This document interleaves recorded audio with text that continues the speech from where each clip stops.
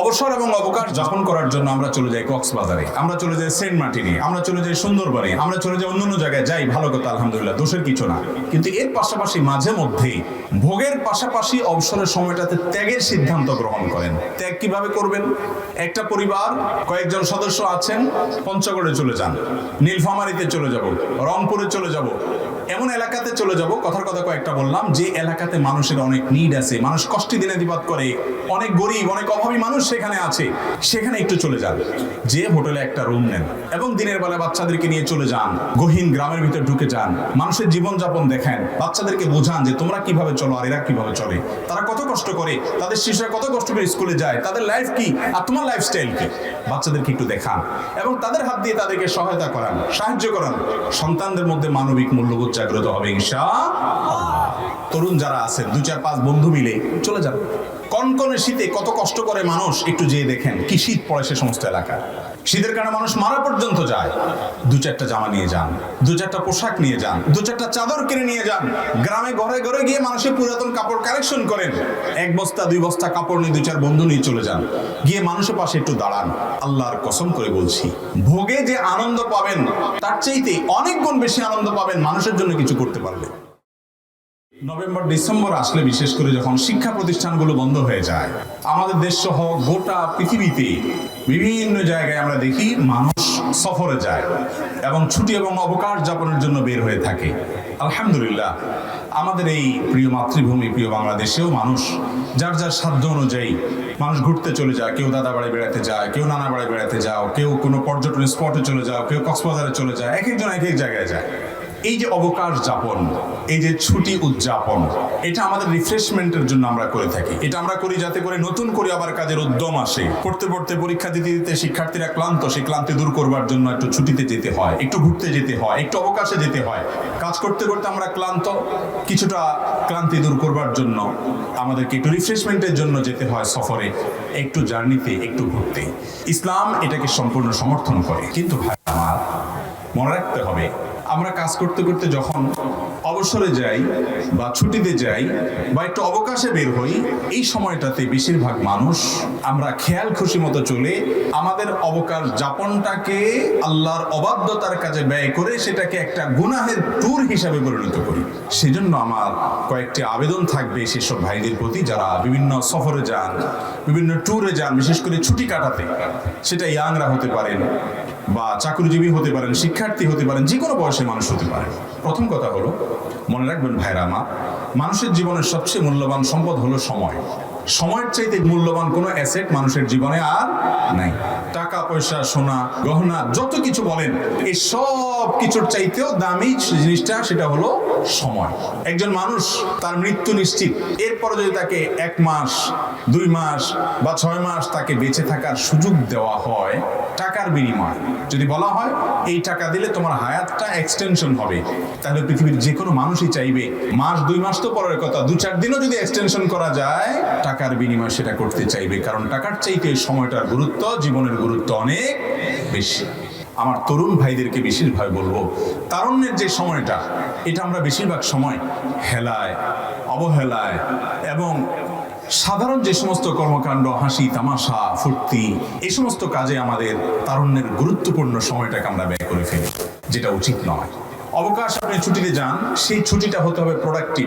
খুব সংক্ষিপ্ত একটা জীবন নিয়ে আমরা দুনিয়াতে এসেছি, দেখতে দেখতে সেটা শেষ হয়ে যাবে। যারা বার্ধক্যে চলে গেছেন, 40-45 পার হয়ে গেছেন, তাদেরকে জিজ্ঞাসা করুন, শৈশব এবং শিশুকাল মনে হবে কয়দিন আগে কাটিয়ে এসেছি, এই সবে মাত্র মনে হয়ে গেল কয়দিন আগে। দেখতে দেখতে জীবনটা পার হয়ে যায়। মালাকুল মউত যখন হাজির হয়ে যাবে, আপনি তখন যদি সুযোগ চান যে 1 ঘন্টা সুযোগ দাও 2-4 রাকাত নামাজ পড়বো, সেই সুযোগ কিন্তু আমরা কেউই পাবো না। এই জন্য ছুটির যে সময়টা আছে, এই সময়টাকে সুবর্ণ সুযোগ হিসেবে নিয়ে এটাকে প্রোডাক্টিভ করার চেষ্টা করতে হবে। ইমানদার কখনো আনপ্রোডাক্টিভ কাজ করতে পারে না, অযথা সময় নষ্ট করতে পারে না। ক্বাদ আফলাহাল মুমিনুন আল্লাযীনা হুম ফি সালাতিহিম খাশিউন। ইমানদারদের মধ্যে সেই ইমানদার সফল হয় যে অহেতুক অনর্থক কাজ থেকে নিজেকে বাঁচিয়ে রাখতে পারে।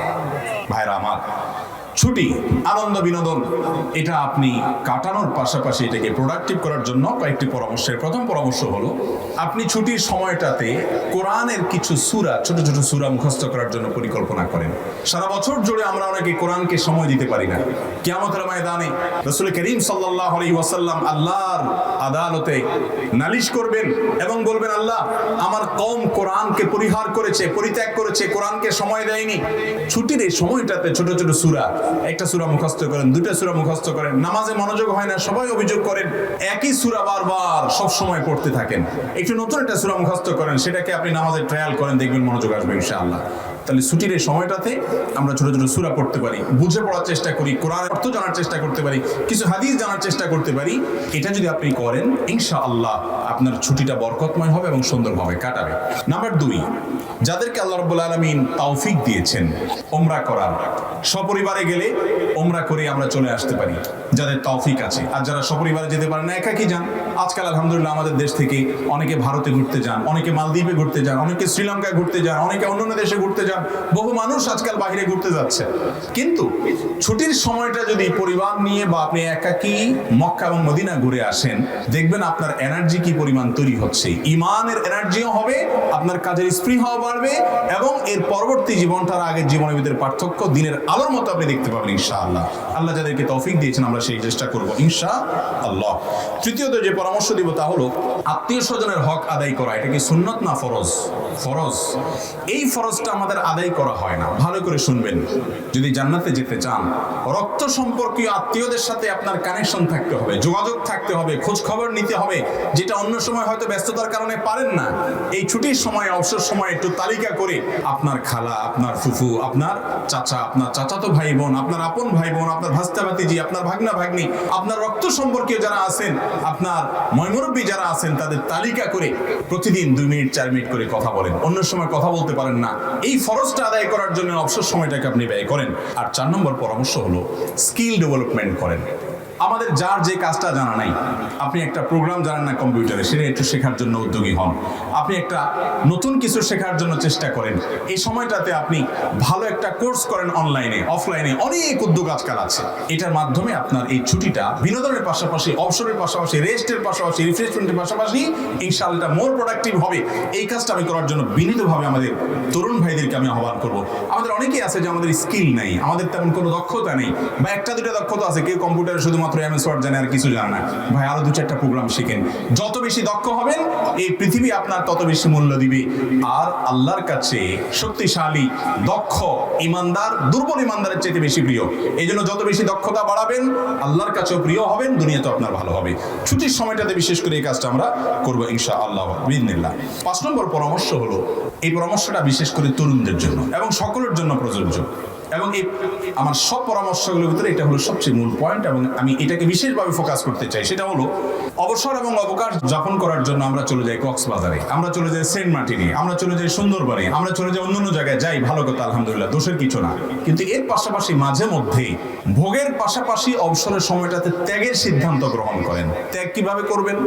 একটা পরিবার কয়েকজন সদস্য আছেন, পঞ্চগড়ে চলে যান, নীলফামারীতে চলে যাব, রংপুরে চলে যাব, এমন এলাকাতে চলে যাব, কথার কথা কয়েকটা বললাম, যে এলাকাতে মানুষের অনেক নিড আছে, মানুষ কষ্টে দিনে দিবাদ করে, অনেক গরিব, অনেক অভাবী মানুষ সেখানে আছে, সেখানে একটু চলে যান, যে হোটেলে একটা রুম নেন এবং দিনের বেলা বাচ্চাদেরকে নিয়ে চলে যান, গহীন গ্রামের ভিতর ঢুকে যান, মানুষের জীবনযাপন দেখেন, বাচ্চাদেরকে বোঝান যে তোমরা কিভাবে চলো আর এরা কিভাবে চলে, তারা কত কষ্ট করে, তাদের শিশুরা কত কষ্ট করে স্কুলে যায়, তাদের লাইফ কি আর তোমার লাইফস্টাইল কি, বাচ্চাদেরকে একটু দেখান এবং তাদের হাত দিয়ে তাদেরকে সহায়তা করান, সাহায্য করান।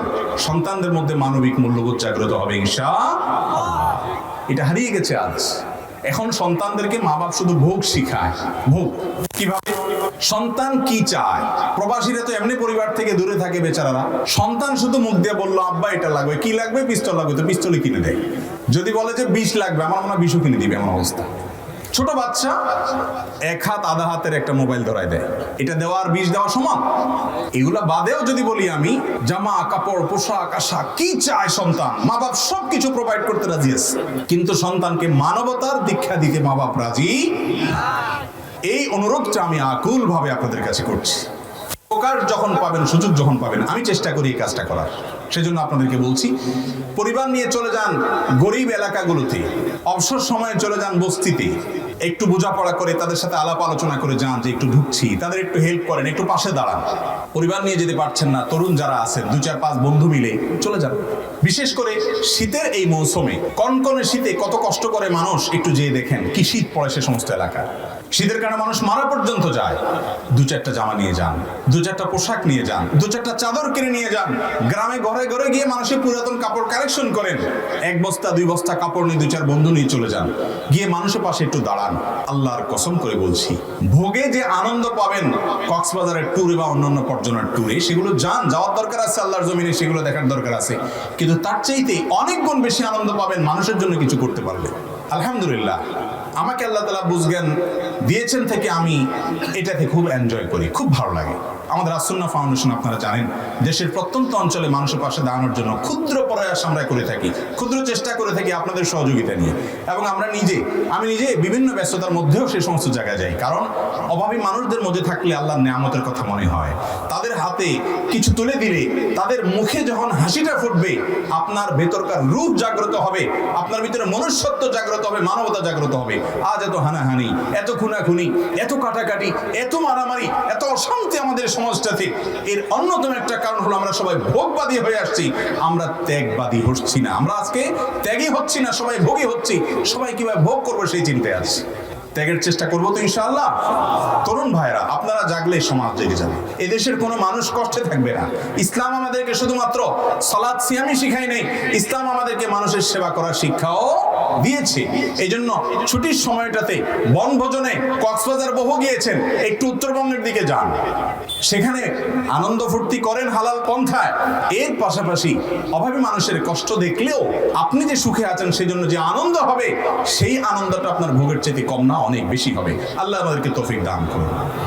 6 নম্বরের পরামর্শ হলো, আজকাল তরুণরা বিশেষ করে সিনিয়র এবং মুরব্বীদের সান্নিধ্য এবং সাহচর্য থেকে বঞ্চিত। দুর্ভাগ্য তাদের সময় নেই।